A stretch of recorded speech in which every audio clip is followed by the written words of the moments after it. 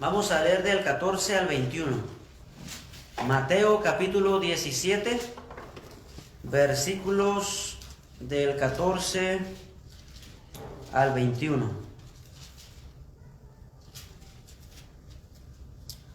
¿Están ahí, hermanos?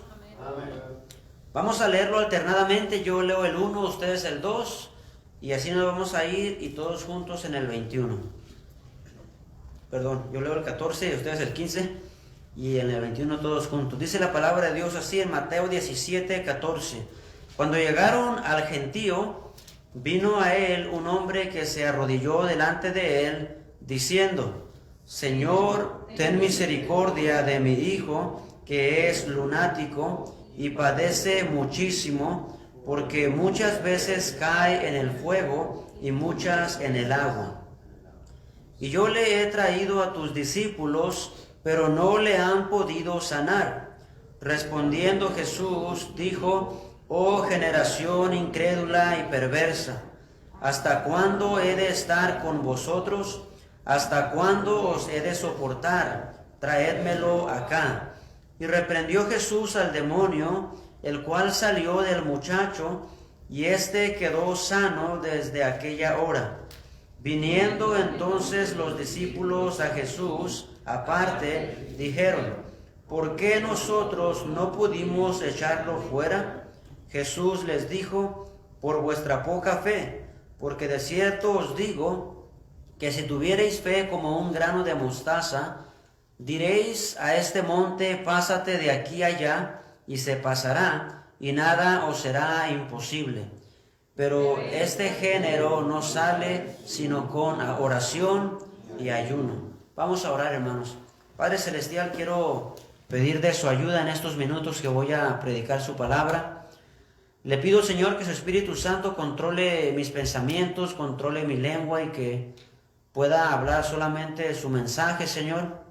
Le pido que mis hermanos estén atentos, tengan sus oídos espirituales abiertos y que tengan un anhelo sincero de escuchar su voz y de que usted trabaje en sus corazones. Le pedimos esto en Cristo Jesús. Amén. Pueden tomar asiento, hermanos.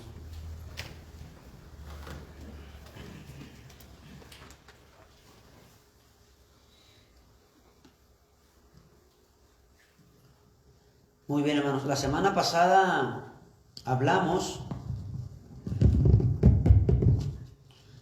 de que en la transfiguración Cristo probó su identidad, su superioridad y su suficiencia, lo cual, hermanos, nos da plena confianza sobre el futuro y hace de Cristo nuestra razón para vivir y para morir. Porque en la transfiguración miramos a Cristo en su resplandor, dándonos esperanza del futuro.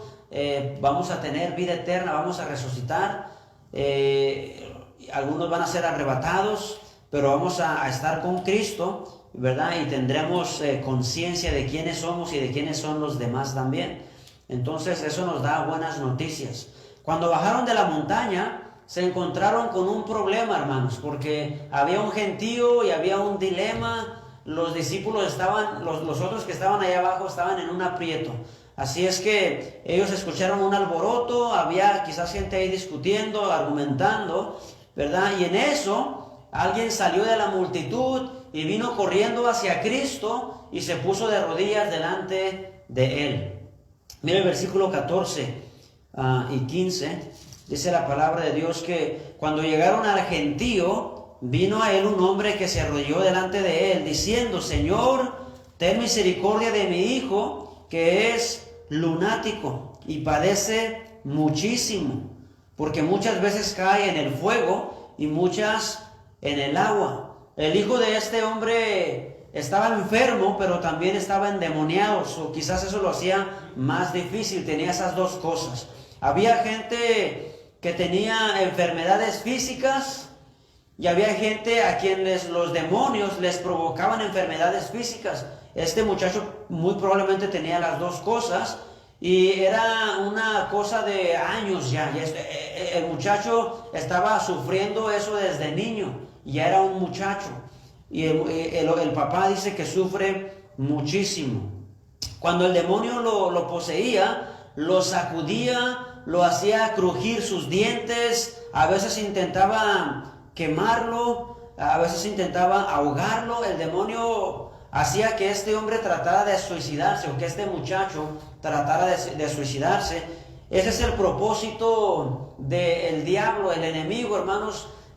Intenta poseer a la gente, o intenta tener influencia en sus mentes, y por esa razón mucha gente también se quita la vida, porque tiene la influencia de Satanás. Terminan matándose ellos mismos. Cuando Pedro se dio cuenta de lo que estaba pasando, de que allá había mucha gente, los discípulos estaban allá batallando, este hombre tenía a su hijo enfermo, y muy probablemente Pedro, quizás él pensó en su corazón y dijo: les dije que nos quedáramos en la montaña, pero no quisieron, ¿verdad? Es muy agradable contemplar la gloria de Cristo, como lo estaba haciendo Pedro allá arriba en la montaña. Pedro miró a Cristo, su resplandor, miró a Elías, a Moisés, ¿verdad? Y se acuerdan que él dijo: Señor, déjame, ahorita voy a hacer unas 3 enramadas aquí para ponernos cómodos y disfrutar de este momento y estar aquí a gusto. Quiso quedarse allá arriba en la montaña mirando la gloria de Cristo.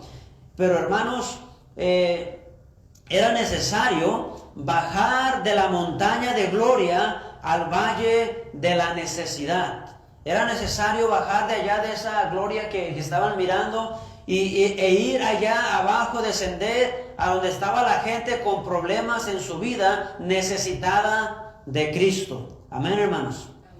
Hermanos, es necesario bajar de la montaña de gloria al valle de la necesidad en nuestra vida también. Cuando nosotros venimos a la iglesia, venimos, le cantamos a Dios, los himnos están hermosos y traen verdades, traen doctrina que nos ministran, que nos edifican. Escuchamos la palabra de Dios, miramos a nuestros hermanos y es algo muy bonito, hermanos. En cierta manera la gloria de Dios está aquí con nosotros, pero es necesario descender de la gloria de Dios al valle de la necesidad. Es necesario salir, porque hay gente allá padeciendo muchísimo, como este muchacho, que necesita que Cristo venga a ayudarle en su necesidad, y nosotros debemos de llevarles a Cristo. No venimos a la iglesia a escaparnos de la vida real. Venimos a ser retados, venimos a ser motivados, venimos a ser equipados, venimos a ser capacitados para ir y buscar al perdido. Amén, hermanos. Amén. Entonces, hermanos, seamos conscientes de que lo que aquí sucede cuando venimos y tenemos un buen servicio, aun cuando Dios habla a nuestro corazón, cuando Dios nos quebranta, cuando Dios nos corrige, cuando Dios nos da dirección en nuestra vida, qué bendición que Dios derrame de su gloria en nuestra vida. Pero es necesario, hermanos, salir allá afuera, porque hay gente necesitada de un saludo, de un abrazo, de unas palabras de motivación, de consolación, del evangelio. Hay gente que necesita de Cristo y tenemos que salir para hablar con ellos. En esta historia, como en otras historias, hermanos, podemos ver que Cristo estaba trabajando en varias cosas a la vez. Estaba trabajando en el Padre, en el muchacho y en los discípulos de Cristo. Hermanos, seamos conscientes, cuando Dios permite una situación, Dios está trabajando en varias áreas a la vez. En el versículo 16 dice: y lo he traído a tus discípulos, pero no le han podido ¿qué? Sanar. No lo han podido sanar. Fracasaron en expulsar al demonio. Hermanos, los discípulos tenían autoridad hasta para resucitar muertos. Cristo les dijo: vayan y sanen enfermos, expulsen demonios, resuciten muertos, vayan y ayuden a la gente. Ellos tenían la autoridad de parte de Cristo para expulsar demonios, pero en este caso fracasaron en expulsar al demonio. El fracaso de los discípulos impulsó a una victoria para el padre de este muchacho. El fracaso de los discípulos impulsó una victoria para el padre de este muchacho.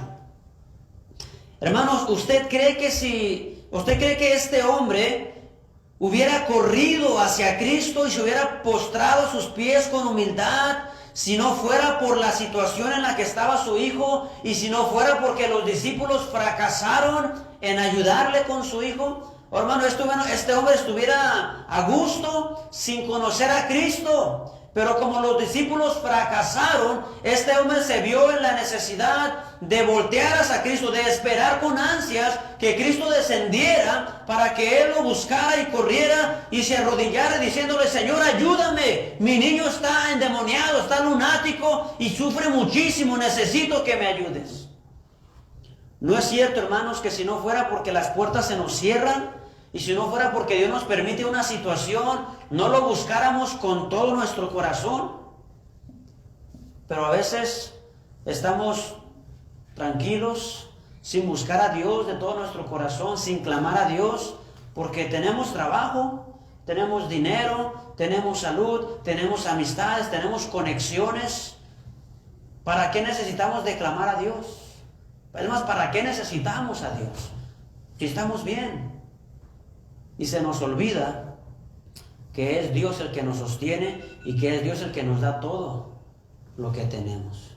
Amén. Y Dios tiene que permitir algo para que vengamos y clamemos a Dios como no hubiéramos clamado si no tuviéramos esta situación. Hermanos, a veces Dios va a permitir no solamente una situación difícil, pero va a permitir que ni el que siempre me ayuda me puede ayudar, que ni el que siempre me presta me pueda prestar, que ni el que siempre me escucha me pueda escuchar, que ni el que siempre está ahí para ayudarme me pueda ayudar, y todo va a estar cerrado y nadie me va a escuchar, nadie me va a ayudar y nadie puede ayudarme, porque Dios está esperándonos que vayamos a Él. Amén. Amén, hermanos. Amén.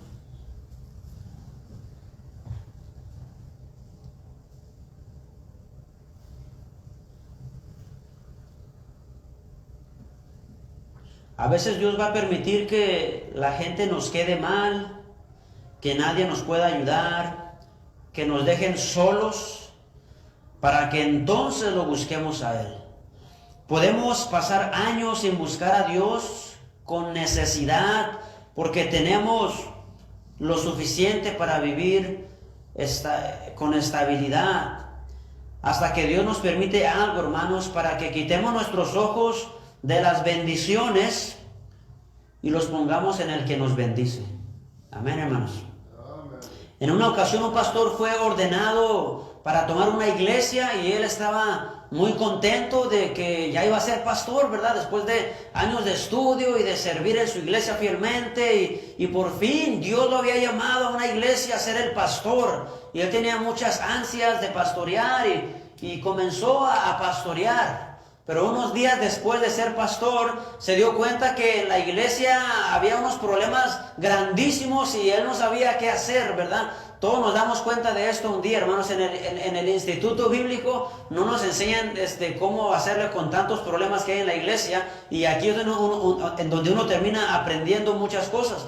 Pero este hombre se dio cuenta que había problemas que él no sabía ni qué hacer. Entonces él, preocupado, nervioso, es pastor nuevo, agarra el teléfono y le habla a su papá y le dice: papá, en la iglesia está pasando esto, tienes que ayudarme.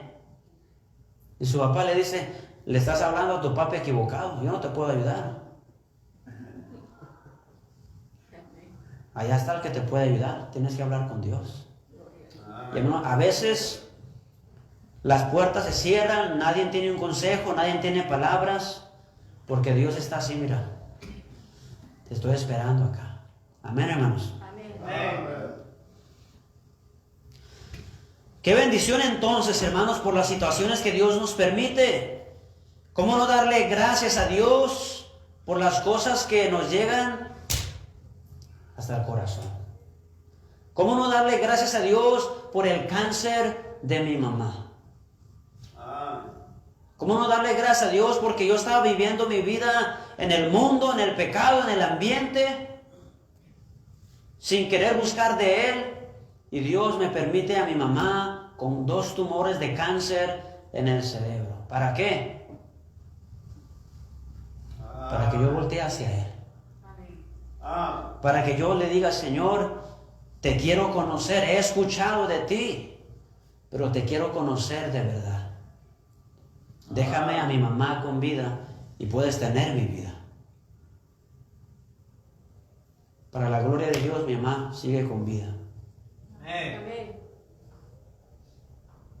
Pero ¿en dónde estuviera yo sin el cáncer de mi mamá? ¿Cómo no agradecer la condición de Melody con la que ella nació y los doctores diciéndonos, parece que es cáncer en su ojo, parece que se va a quedar ciega en su adolescencia? Su vista está mal y va a seguir mal y va a empeorar y muy probable en su adolescencia va a quedar ciega. ¿Cómo no agradecer a Dios esos tiempos en los que Dios ha tocado mi corazón, ha quebrantado mi corazón para que yo pueda llegar y decirle a Dios, Señor, te necesito? Por el cáncer de mi mamá busqué a Dios con todo mi corazón. Por la condición con la que Melody nació, estoy yo aquí. Porque yo decidí y con esa situación Dios me enseñó que yo estaba dispuesto a servirle a pesar de lo que Él hiciera con Melody. Pero yo no sabía eso. Dios tuvo que enseñármelo. Gloria a Dios por las cosas que Él nos permite. Amén. Si los discípulos hubieran sanado a este muchacho, hermanos, este hombre se hubiera ido con su hijo sano, pero no con su corazón sano. ¿Qué era mejor? Este hombre llegó pidiendo por su hijo, no sabiendo que el más necesitado era él. El asunto era más con él, o era también con él, y no solo con su hijo. Hasta el día de hoy, hermanos, Dios sigue usando enfermedades en nuestros hijos para sanar el corazón de los padres. Cuando las pruebas nos llevan a la desesperación y cuando nadie puede ayudarnos y cuando nadie nos entiende, es tiempo de buscar a Dios a solas y es tiempo de rendirnos al Señor. Versículo 17, hermanos. Dice, respondiendo Jesús dijo, oh generación incrédula y perversa, ¿hasta cuándo he de estar con vosotros? ¿Hasta cuándo os he de soportar? Traédmelo acá. Hermanos, esto me hizo sentir a mí bien, ¿sabe por qué? Porque Cristo no solamente se frustró, pero expresó su frustración. ¿A quién le estaba hablando Cristo aquí? No solamente está hablándole al muchacho, no solamente está hablándole al padre, no solamente está hablando a los discípulos, está hablándole al gentío que estaba ahí, está hablándole a la generación completa. Toda esta generación es incrédula y perversa. Toda la generación, hermanos. Cristo estaba frustrado con la generación. ¿Por qué, hermanos? Bueno, los escribas conocían la ley, los fariseos conocían la ley, conocían las profecías, y en vez de creer en Él, después de haber escuchado su enseñanza y mirado sus milagros, estaban desacreditándolo. Los discípulos lo habían seguido ya por años, lo habían hecho ver milagros, ellos mismos habían hecho milagros, y todavía no tenían la fe para sanar a ese endemoniado.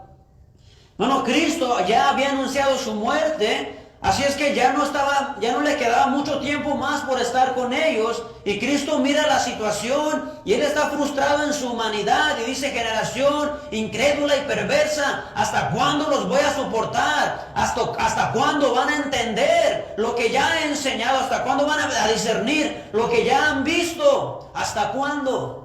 Estaba frustrado Cristo. Y hermanos, todo maestro y todo pastor se identifica 100% con la frustración de Cristo. ¿Por qué? Porque predicamos y predicamos y predicamos y predicamos vez tras vez. Y de repente, hermanos, miramos a los miembros de la iglesia viviendo o haciendo, tomando decisiones como que si no saben nada, como que si no han escuchado suficiente predicación. Y uno se frustra. Y es una lucha continua del predicador. Hay frustración. Cristo sabe que no le queda mucho tiempo por estar con ellos y en su humanidad se frustra y dice, ¿hasta cuándo los voy a soportar? ¿Por qué no han aprendido? ¿Por qué no han entendido todavía? En el versículo 18 dice, y reprendió Jesús al demonio, el cual salió del muchacho, y éste quedó sano desde aquella hora. En ese momento Cristo reprende al demonio y se va, y el muchacho está sano. En la montaña de gloria, Cristo se mostró superior a la ley y a los profetas, se mostró suficiente, mostró su gloria. Y al bajar de la montaña, baja al valle de la necesidad para mostrarse suficiente y para mostrarse superior a sus discípulos.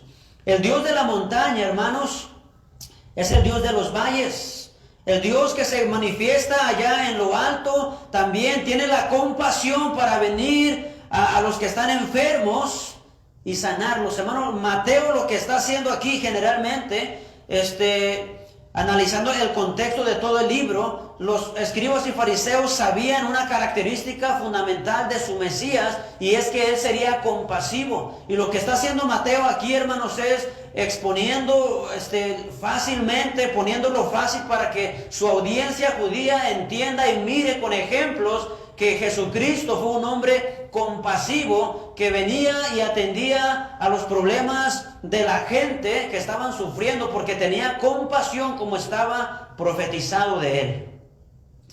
Cristo, hermanos, nos deja ver su gloria, nos deja ver su compasión, su misericordia, ¿verdad? Pero, hermanos, es en el valle en donde muchas veces, o en el único lugar en donde vamos a poder valorar su presencia y su gloria.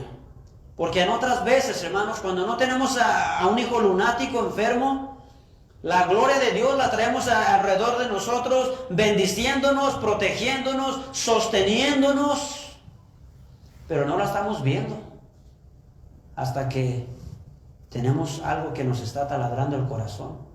Y entonces podemos ver con los ojos espirituales y mirar que Dios está ahí con nosotros.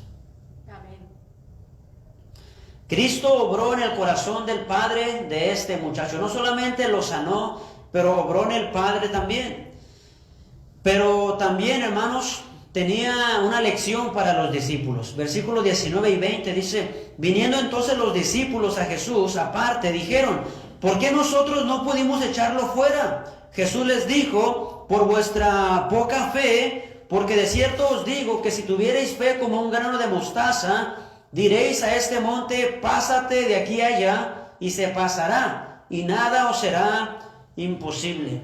Hermanos, yo me imagino a los discípulos que estaban confundidos o avergonzados porque no pudieron expulsar al demonio. Imagínense, hay un gentío, aquí está un hombre con su hijo endemoniado, y aquí están los discípulos de Cristo, los seguidores, los que hacen milagros, y probablemente ellos dijeron: a ver, tráemelo para acá, ¿verdad? Y intentaban expulsar al demonio y nada pasaba. Y vez tras vez, y quizás uno por uno, ¿verdad? Y ahora tú, a ver, ahora tú, y ahora tú, ¿verdad? Y ninguno de ellos pudo expulsarlo, estaban quizás avergonzados. Tomando un tiempo aparte con Cristo, ellos le preguntaron: ¿y por qué nosotros no pudimos expulsar al demonio? Y Cristo les contesta que por falta de fe, por su poca fe. Los fariseos eran conocidos por su hipocresía, y los discípulos, hermanos, podemos decir que eran conocidos por su falta de fe. En este mismo libro de Mateo, en el 6:30, Mateo 6:30, Cristo los llamó hombres de poca fe. En el 8:26, Cristo los llamó, les dijo: ¿por qué teméis, hombres de poca fe? En el 14:31 le dijo a Pedro: ¿por qué dudaste, hombre de poca fe? En el 16:8, Cristo les dijo: hombres de poca fe. Eso es algo que Cristo estaba trabajando en todo su ministerio terrenal con ellos, ayudarles a crecer en fe. Desde un principio quería que ellos crecieran en fe. Y hermanos, ya estaba acercándose el tiempo de su partida de Cristo, y ellos todavía no tenían suficiente fe. Si teniendo fe del tamaño de un grano de mostaza se pueden mover montes, entonces la fe de los discípulos era demasiado poca, y la nuestra también, hermanos. Los discípulos creían en expulsar demonios, lo habían hecho, pero aún así su fe no fue suficiente. Hermanos, lo que nos dice esto es que hay situaciones que requieren más fe que otras. Usted puede decir, no tengo trabajo, pero voy a orar y yo creo que hoy mismo Dios me puede dar trabajo. Y alguien alguien le llama y le da trabajo, ¿verdad? Y en una ocasión me puse de rodillas, después de buscar trabajo por algunos 6 meses, me puse de rodillas a orar y le pedí perdón a Dios porque no lo había tomado en cuenta, estaba buscando en mis propias fuerzas, me pongo a orar en mi cuarto por un trabajo y el trabajo me llega a la casa en ese momento. Hay cosas que van a requerir más fe que otras. Y hermanos, Cristo nos está enseñando que así como sus discípulos, nosotros necesitamos crecer en fe para poder mover montañas, para poder hacerle frente a situaciones más difíciles que vamos a enfrentar en nuestra vida. Hay situaciones entonces, hermanos, que demandan más fe y por esa razón debemos de crecer en fe. ¿Cómo podemos crecer en fe, hermanos, para poder mover esas montañas que va a haber en nuestra vida? Mira el versículo 21. Pero este género no sale sino con oración y ayuno. ¿Cuándo fue la última vez que ayunó, hermano?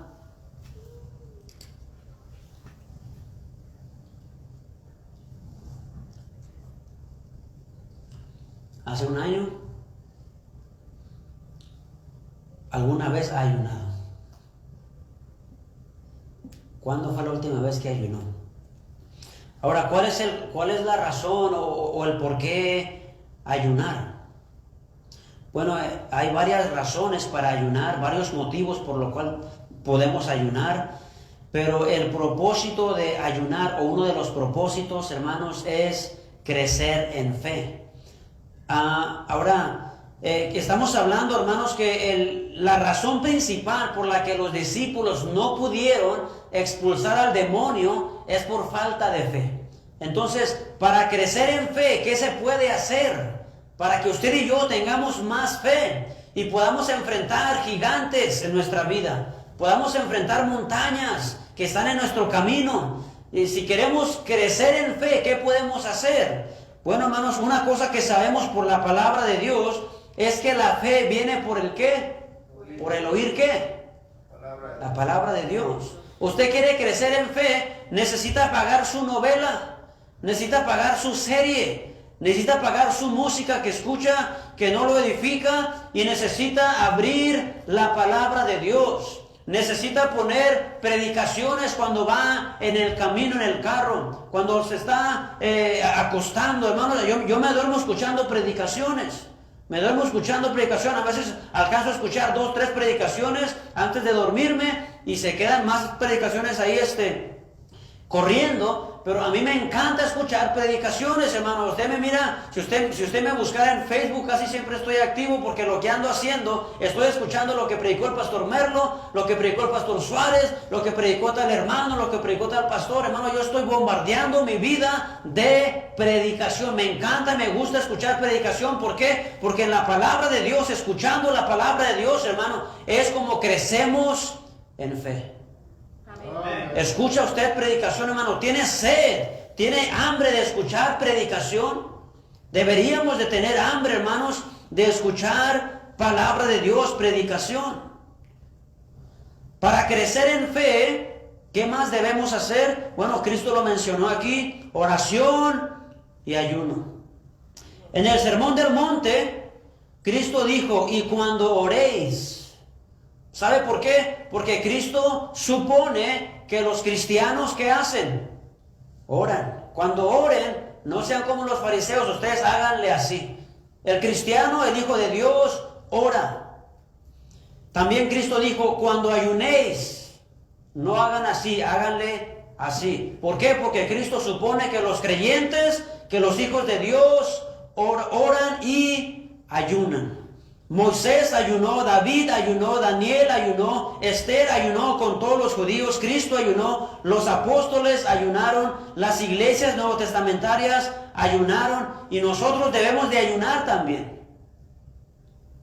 El ayuno, hermanos, es reemplazar la comida humana por la espiritual. El ayuno no es: hoy voy a ayunar, no voy a comer y voy a aprovechar para ver el partido que no vi ayer. Voy a aprovechar para ver la pelea que no vi el sábado. Voy a aprovechar para hacer este trabajo aquí. Voy a aprovechar para cambiarle los wipers a la vena o el filtro del aire. No, hermanos, el ayuno es usar el tiempo en el que íbamos a comer para comer espiritualmente en la palabra de Dios. El ayuno, hermanos, no es solamente para esquivar el tiempo de comida y no comer y hacer otra cosa. El ayuno también es para confesar nuestro pecado y así armonizar nuestra voluntad a la voluntad de Dios. El ayuno es para mirar a Dios obrar en nuestra vida de una forma específica y poderosa. El ayuno es, hermano, para mostrarle a Dios que estamos completamente dependiendo de Él. Hermanos, podemos mirar tantas historias en la Biblia que ya mencioné de los que ayunaron y cómo ayunaron, por qué ayunaron y cómo Dios obró cuando uno ayunó, cuando varios ayunaron, cuando toda la nación ayunó y cómo Dios se manifestó de una manera poderosa por el ayuno.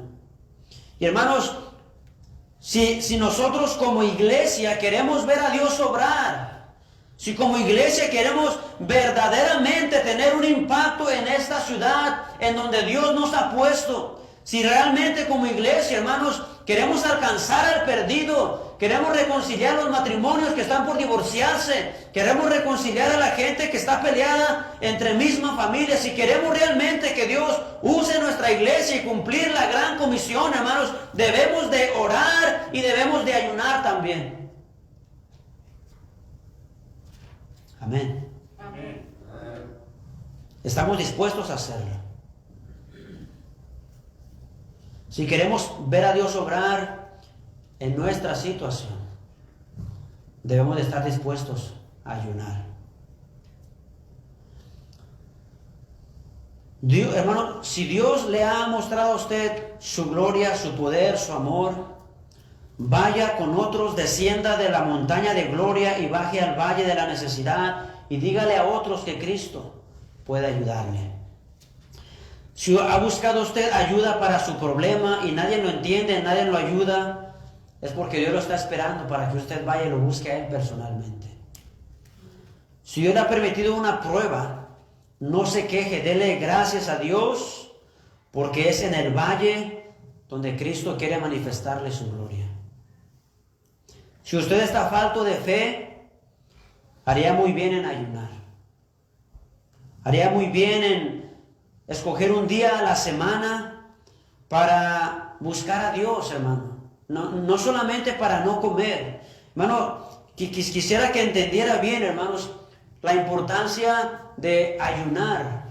El ayuno es para entregarse a Dios. Hermano, si en el libro de, cuando Esdras llegó, cuando Nehemías llegó regresaron de la cautividad, se sacó la ley para leerla y se leyó, hermano, hasta mediodía. Había en el ayuno, había palabra de Dios, había oración y había arrepentimiento. ¿Y cuánto cambiaría nuestra vida si aprendiéramos a ayunar correctamente, hermanos? Buscar a Dios con el corazón, con determinación, añadiéndole palabra de Dios, oración, arrepentimiento y entrega al Señor. Nuestra vida sería diferente. Podríamos mover montañas, hermanos, que están en nuestro camino. Los discípulos no pudieron expulsar a ese demonio y el problema no fue Dios. El problema no fue el muchacho ni el demonio. Ellos no tenían suficiente fe porque necesitaban oración y ayuno. ¿Sabe por qué a veces nuestra vida está limitada, hermano, y no despega? Y no movemos las montañas que hay en el camino. Ya estamos alentados entre montañas, cansándonos. Cuando pudiéramos con fe quitar esas montañas y seguir adelante con un paso firme. Pero estamos faltos de fe. ¿Por qué? Porque no lo buscamos de todo corazón.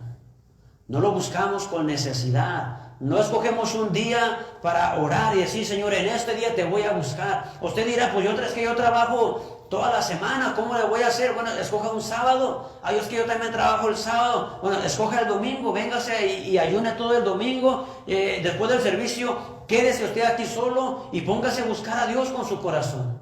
Pásele aquí usted solo, pone música si quiere y quebrántese delante de Dios, confiese pecado, arrepiéntase, entréguese a Dios y mire la gloria de Dios obrar en su vida poderosamente.